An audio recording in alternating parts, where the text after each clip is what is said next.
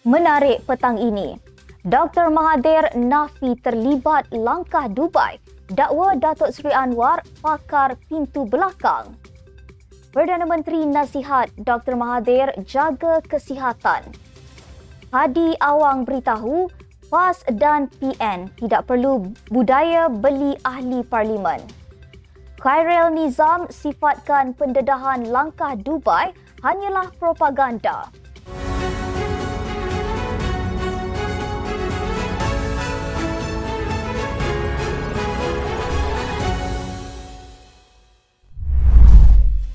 Bismillahirrahmanirrahim. Assalamualaikum warahmatullahi wabarakatuh. Salam Malaysia Madani. Bersama saya Asma Ismail dalam Netstat News edisi petang 5 Januari 2024 bersamaan 23 Jamadil Akhir 1445 Hijrah. Sebelum itu jangan lupa untuk subscribe YouTube Netstat TV dan follow Facebook Netstat Malaysia.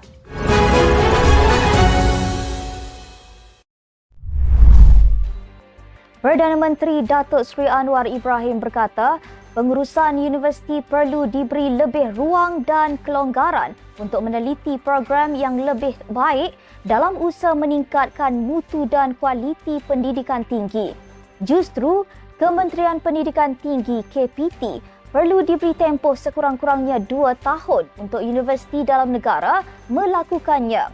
KPT harus berperanan sebagai penyelaras dasar bagi mengelakkan berlakunya pertindihan kuasa dan fungsi.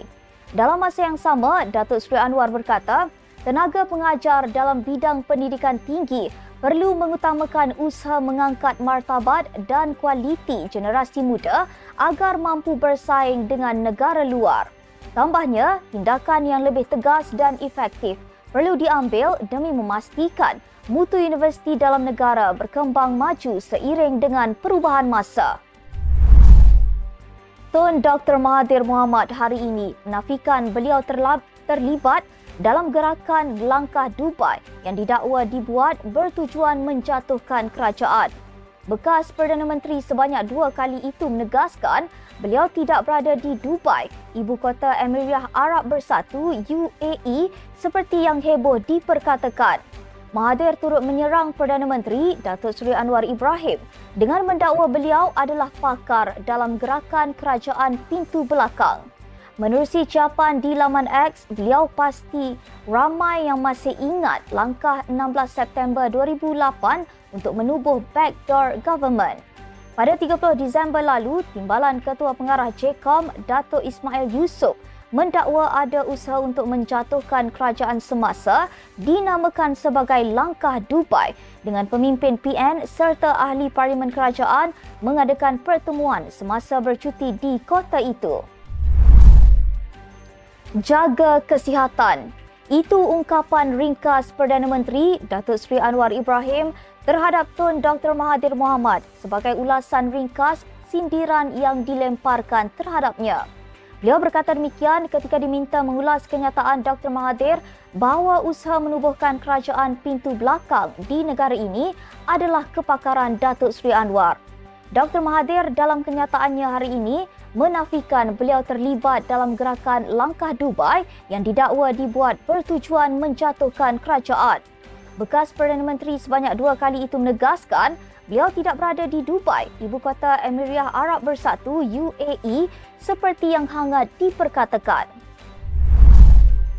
Timbalan Perdana Menteri Datuk Seri Dr. Ahmad Zahid Hamidi yakin kaedah menumbangkan kerajaan untuk diganti dengan yang baru kini tidak lagi dapat dibuat melalui kaedah akuan bersumpah SD.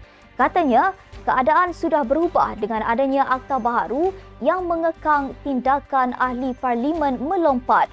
Beliau juga menambah usaha menjatuhkan kerajaan ketika ini tidak akan berjaya, khususnya berdasarkan kepada keadaan semasa politik. Katanya, Premier Sarawak Abang Johari Openg sendiri sudah memberi jaminan bahawa gabungan Parti Sarawak GPS yang diketuainya tidak terlibat.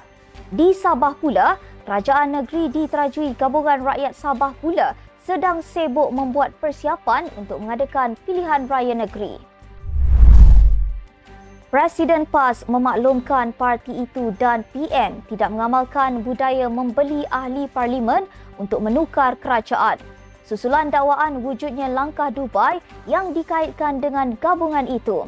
Menurut Tan Sri Abdul Hadi Awang berkata, PAS pada masa sama tetap bersedia dan berusaha menunggu perubahan kerajaan melalui proses demokrasi dan raja berpelambagaan.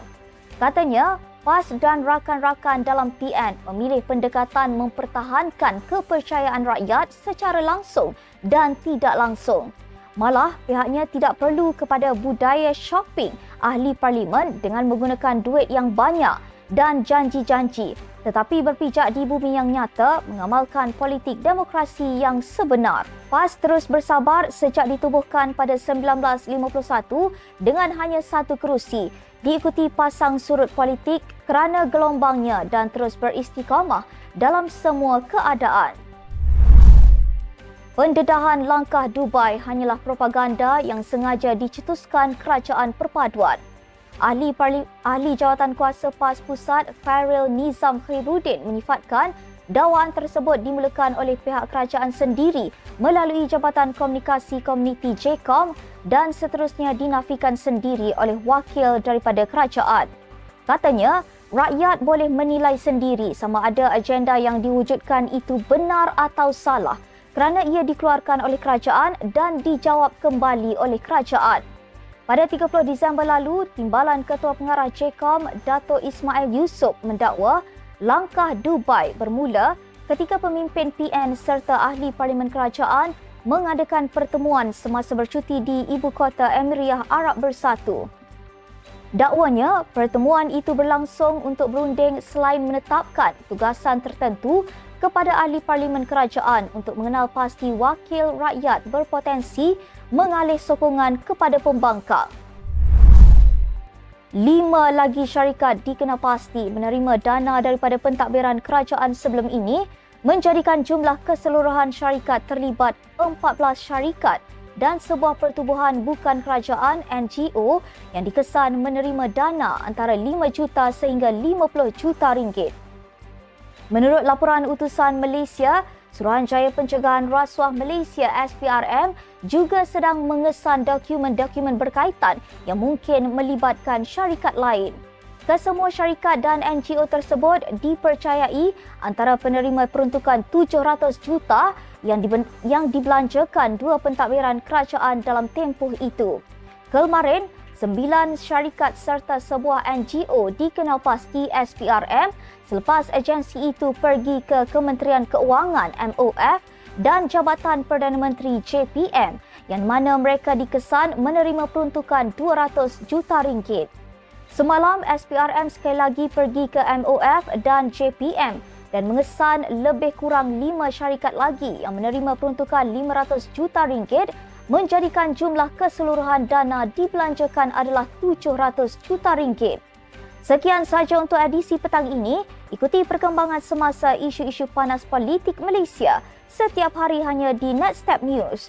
Jangan lupa untuk follow Facebook Netstep Malaysia dan subscribe YouTube Netstep TV. Netstep Malaysia menjangkau informasi mengorak inspirasi. Saya Asma Ismail. Assalamualaikum dan salam sejahtera.